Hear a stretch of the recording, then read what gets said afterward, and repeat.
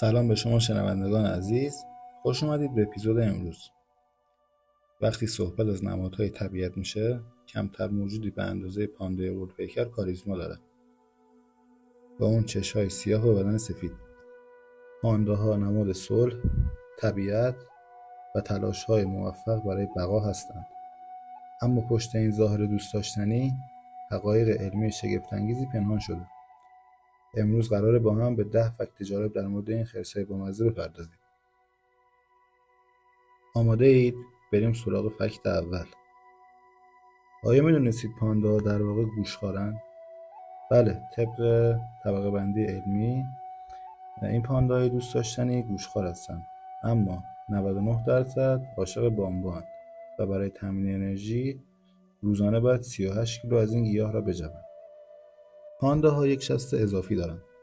در واقع پانداها یک شست کاذب دارن که در واقع همون استخوان مچ تغییر شکل یافته است که با این ابزار میتوانند ساقه‌های بامبو رو بگیرند و پوست آنها رو بکنند.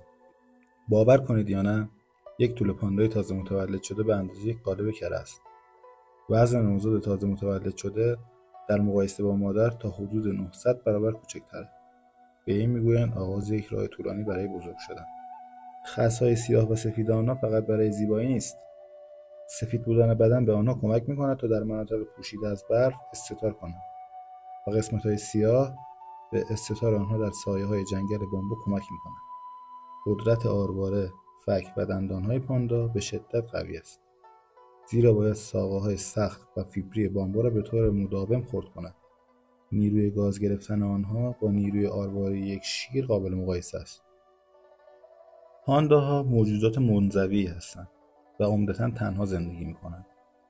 آنها فقط برای جفتگیری دور هم جمع میشن و قلمروهای خودشون رو با علامت‌گذاری‌های بویایی مشخص میکنن تا از برخورد با پانداهای دیگه جلوگیری کنن. برخلاف بیشتر خرس‌های دیگه، پاندای غول‌پیکر به خواب زمستانی نمیرن.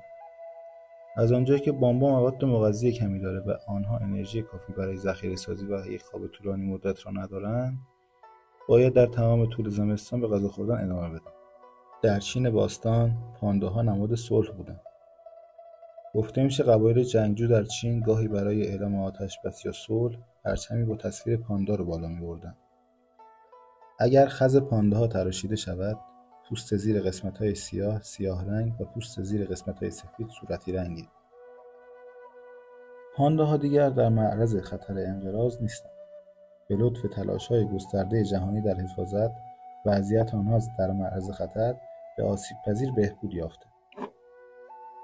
پانداها واقعا موجودات عجیبی هستند که طبیعت برای ما حفظ کرده. از اون شست کاذب کاربردی گرفته تا رژیم غذایی عجیب غریبشون. هر فکت نشون دهنده یه شاهکار تکاملیه. ممنون که با ما همراه بودید. تا پادکست بعدی شما رو به طبیعت زیبا و شگفت‌انگیز می‌سپارم. خدا نگهدار.